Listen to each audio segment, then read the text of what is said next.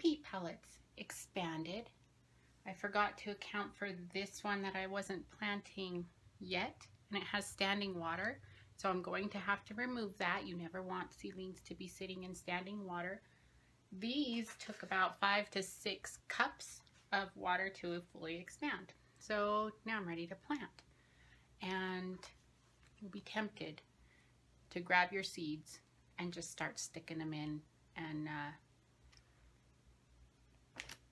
I've done that. I've ended up with trays of tomatoes. This whole thing, tomatoes. And you have to think ahead because each peat pellet is going to be a plant, and you have to have room for that. So you have to plan. There are a lot of documents that I've made that show you how to plan your garden, starting from the very beginning of what you want to plant. So take a look at those and we'll jump back in here. So this is one of the first documents I like to start with, and I always do this list. I like to plan what I'm definitely going to plant, what I might plant, and I always like to choose some new plants. So after you have your list like that, you go on to creating your garden plan. Here's mine. And basically, it takes a little bit of time to get good at this. You can decide how many plants you're going to need based on how much space you have. This list is really helpful to tell you exactly how much space each plant needs. So when you're making your garden plan, everything will fit. There are a lot of websites that will do all of this for you, and they're really neat. It's really helpful. So after you decide how many you need, see, that's how many I need, I'm going to plant 3 times that many. That's the plan. And sometimes it doesn't work out that way. This time I wasn't able to get as many of these Jiffy Peat pellets as I wanted, so I've had to adjust my number of total plants to this number, which is okay. I was going to have a lot extra anyway, which I like to share, but this year might be a little bit different, or I might just start some. You don't have to use peat pellets. I might just start some in some seed starting mix with trays. If you're really gentle with those, you can lift them out and plant them into their containers. Anyway, here is my list. Now I take this list and I plant them in my Jiffy Peat pots. So here's how I organize my seeds. They're labeled what's in each packet, and these are just pencil pouches, and they're connected with binder clips. This works really good for me. This fits inside my tote, and I just keep my seeds nice and organized. So I'm going to start with peppers. I'm not going to plant all these varieties. I'm just looking what I have here. Here's my list for peppers, and I'm going to plant them.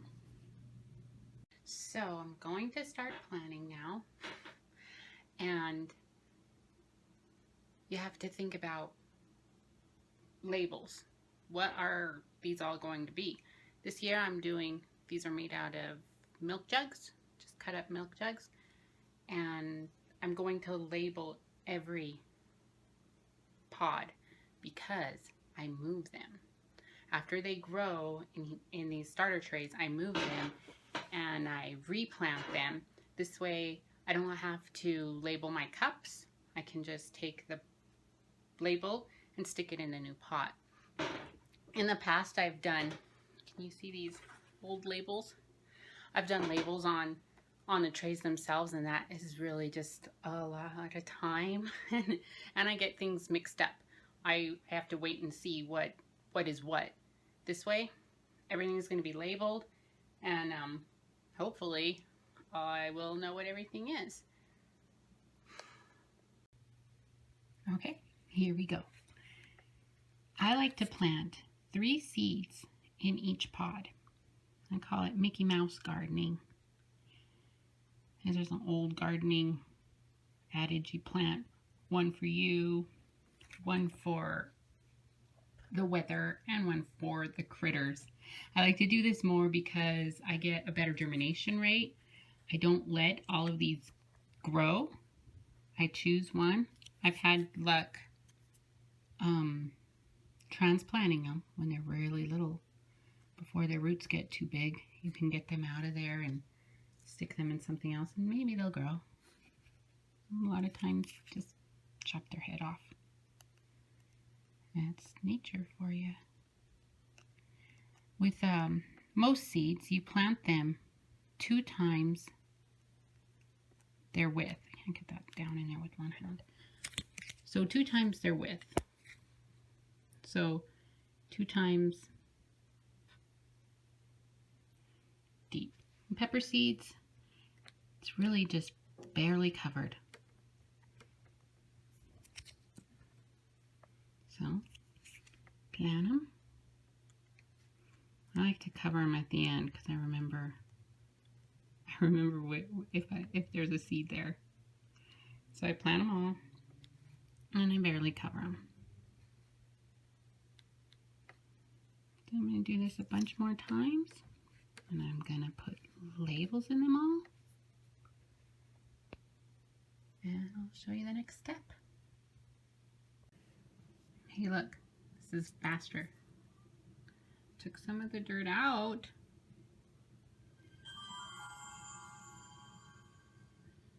Plant them.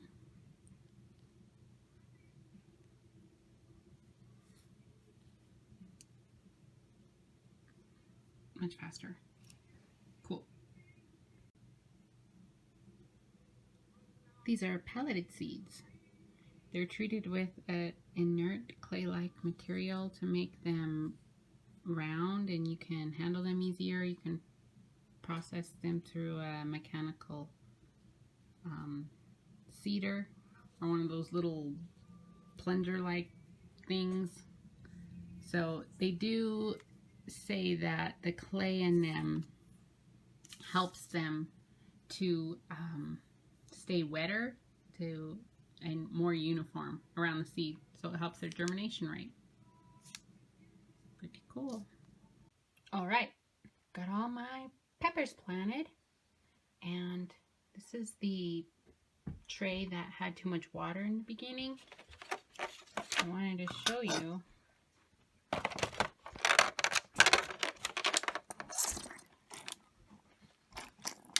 This works to get the water out. Also gives me a good chance to show you moisture. You don't want your seed starting mix to be overly wet because it'll suffocate your seeds. Your seeds need oxygen to do respiration so they can grow. This is too wet. You see that? That's too wet. When you think about moisture for soil, think about a crumbly cake. You want it to be just the right amount wet, Goldilocks wet, like crumbly cake. You see that? It's not too wet. This that's been sitting in the water, it's too wet. So I'm gonna have to let it dry out a little bit, otherwise I'll suffocate my seeds. Okay, so these are all planted, and I'm going to take them down and put them under the lights on my heat mats. But I wanted to show you how I water them. You don't want to water seedlings a lot or to pour water directly on top of them because they'll flood. So what I do to start out, this is going to hold moisture for about 2 weeks, but I check on them like every day. Put the lid on like that, just squirt it, and when you want to water it, you just tap the water down. And that should be enough moisture for them to germinate. Like I said, you want it to be like crumbly cake, the soil. And it'll just sweat and the moisture will go up there. You can go like that. If you think it needs more water, just spray it with some water. Okay, so here we are, and I use two types of heat mats I really like. These are homemade heat mats, and I will find the instructions from that. It's an incandescent, not LED, incandescent rope light, and it's a 6-foot rope light. I found that the heat supplied is very consistent. I don't use a thermometer with them. I just put my plants right on there, and they work really well. Okay, so here's the setup. The heat mat, the plants with the cover on, and I'm using a LED plant light. It's 12 by 12, fits right over top of this, and I really like these lights. I tested them against fluorescent plant lights, and I like them much better. But you can just use a fluorescent plant light. The fluorescent bulbs, they work well. You do want it to be 1 to 2 inches above your plant, and while the lid's on, it's a little bit higher. When they start to sprout, I do lower it as close as I can get to the plant, 1 to 2 inches. It seems really close. It seems like your plants are going to burn, but they won't. They love that much light, and they need it, especially when they're really little, so that they don't get too leggy. They need a lot of light.